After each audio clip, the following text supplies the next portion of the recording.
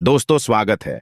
आप सभी लोगों का एक बार फिर से इस वीडियो को देखने के बाद आपको और अन्य वीडियो को देखने की जरूरत नहीं पड़ेगी, क्योंकि आज मैं आप लोगों को दीपावली, धनतेरस इनकी संपूर्ण जानकारी बताऊंगा। क्या खरीदना चाहिए, क्या नहीं खरीदना चाहिए, क्या करने से बचें जिससे हमारे घर में अन्न धन की बढ़ोतरी हो।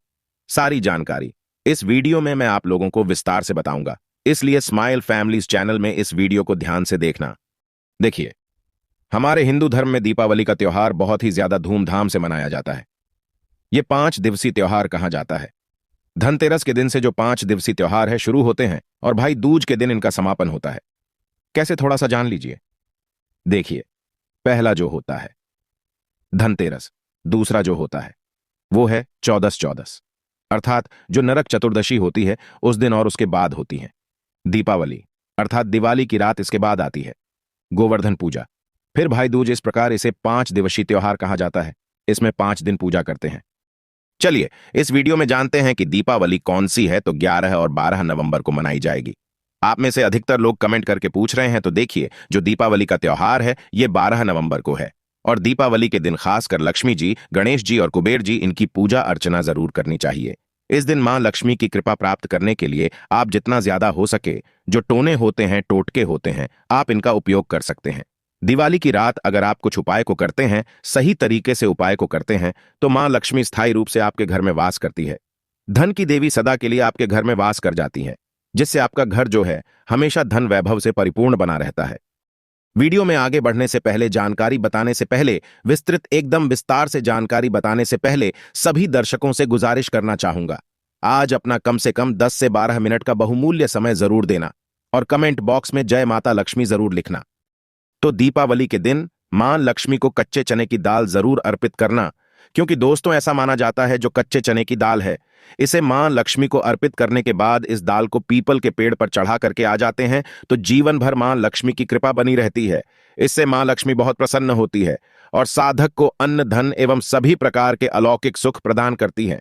चलिए, इस वीडियो में जानते हैं धनतेरस की कुछ विशेष जानकारी। धनतेरस का पर्व छोटी दीपावली से एक दिन पहले मनाया जाता है। हिंदू पंचांग के अनुसार कार्तिक माह की कृष्ण पक्ष की 13वीं या त्रयोदशी तिथि को हम धनतेरस के नाम से जानते हैं। इस दिन धनवंतरी देव लक्ष्मी जी और कुबेर देव की हम जो है पूजा अर्चना करते हैं और इस दिन कोई भी सामान खरीदना बहुत ही ज्यादा शुभ माना जाता है। धार्मिक मान्यता के अनुसार इस दिन जो भी चीज आप खरीदते हैं, जैसे कि चल संपत्ति है, अचल संपत्ति है, इसमें 13 गुना वृद्धि होती है, इसलिए इसे धनतेरस बोला जाता है। 13 गुना इसमें वृद्धि होती है। यही वजह है कि लोग इस दिन बर्तन खरीदते हैं, सोने चांदी खरीदते हैं, वाहन खरीदते हैं। इस दिन जो भी चीज आप खरीदते हैं उसमें 13 गुना ज्यादा बढ़ोतरी होती है और काफी लंबे समय तक वह टिकती है। तो चलिए, इस वीडियो में जानते हैं दीपावली से पहले घर से कौन सी 5 ऐसी वस्तु है जिन्हें घर से बाहर निकाल देना चाहिए, नहीं तो मां लक्ष्मी आपके घर में प्रवेश नहीं करेंगी।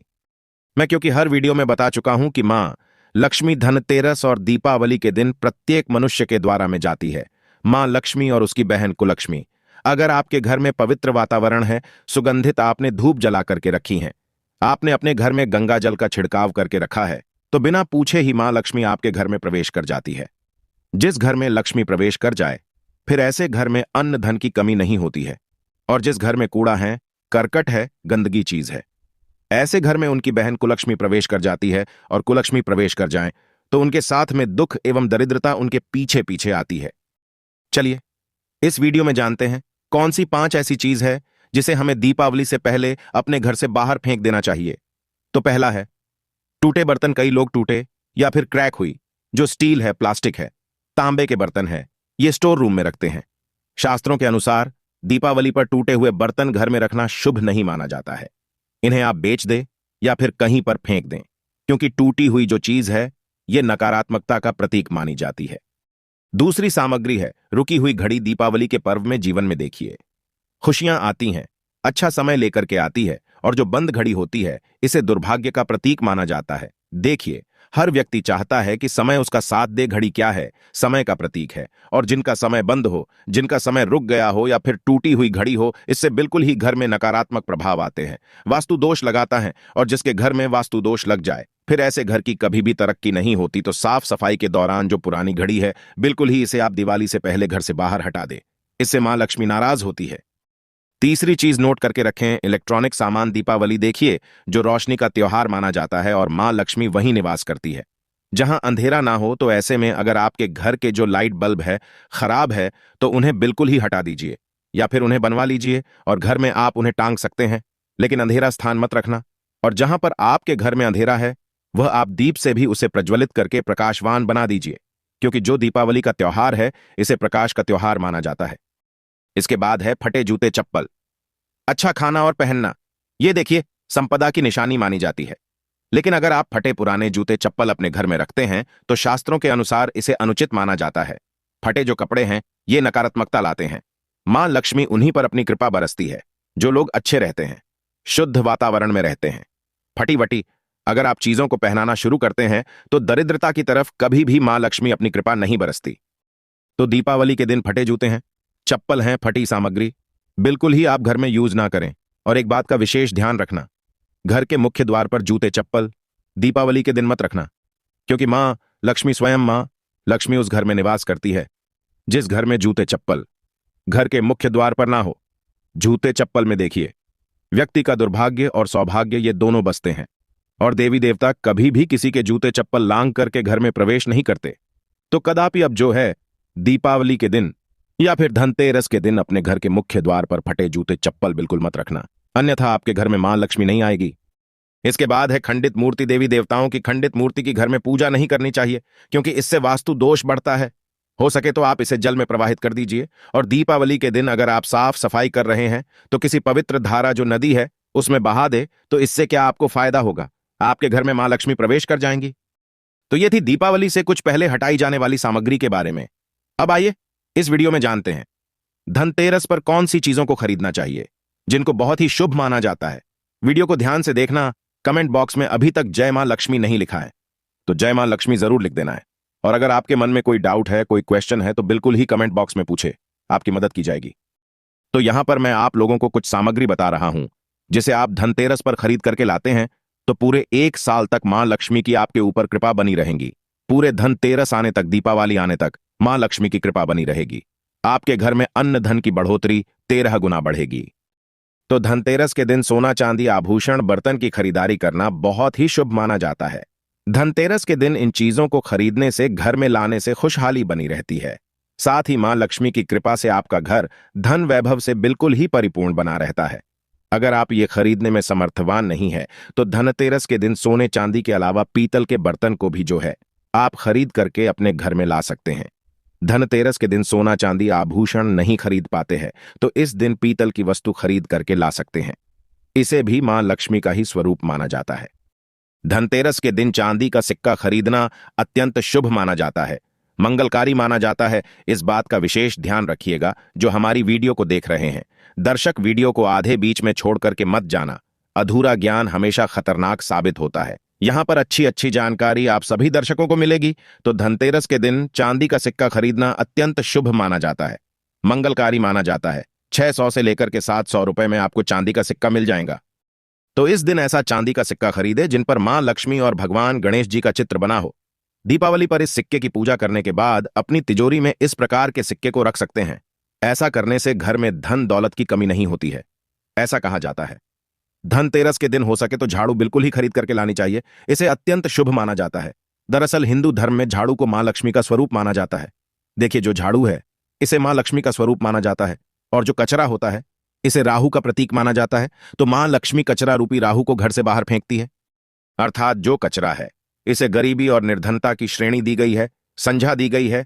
तो आप अपने घर में नई झाड़ू बिल्कुल ही खरीद करके लाए, इसमें मां लक्ष्मी का वास होता है। धनतेरस के दिन झाड़ू खरीदने से घर में सुख समृद्धि का आगमन होता है, साथ ही दरिद्रता दूर होती है। आप माने या ना माने, हमारे एक साधन है जिन्होंने काफी लंबे समय से झाड़ू की सेवा की है।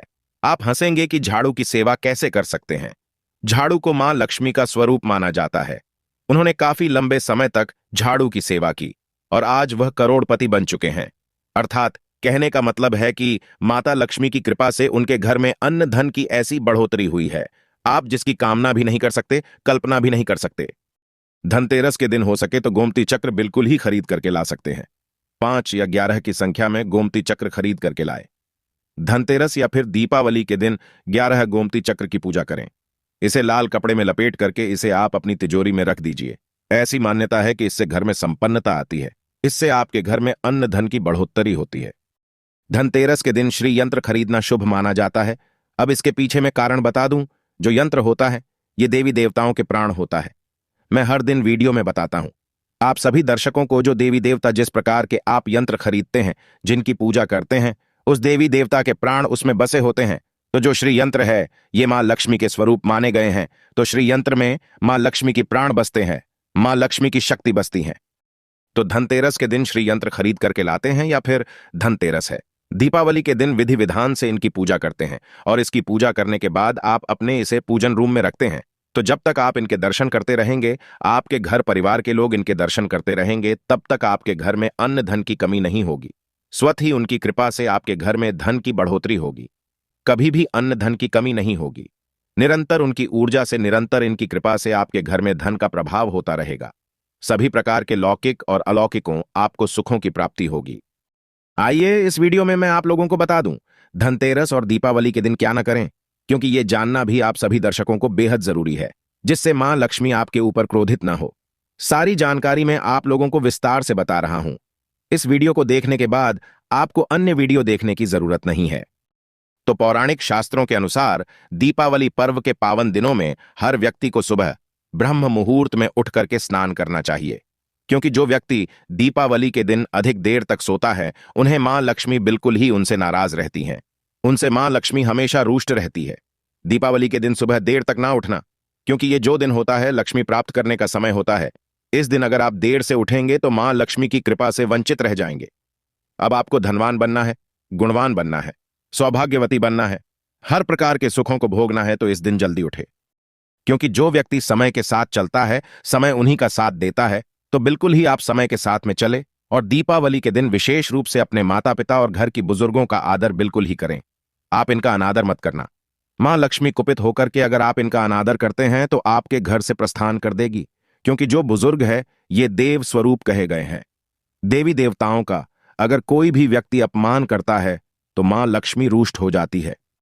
हो सके तो इस दिन सुबह उठ करके अपने माता पिता को प्रणाम करें, अपने बड़े बुजुर्गों को प्रणाम करें। इससे सदा मां लक्ष्मी आपके ऊपर प्रसन्न रहेंगी। और दीपावली के दिन घर में गंदगी जैसे कि कूड़ा करकट पड़ा रहे तो इससे मां लक्ष्मी नाराज होती है। बिल्कुल ही उस दिन आप साफ सफाई करके अपने घर का वातावरण पवित्र रख लेना झाड़ू, कि इस दिन जो है आप पूजा करना और इसे उत्तर दिशा में जरूर रखना।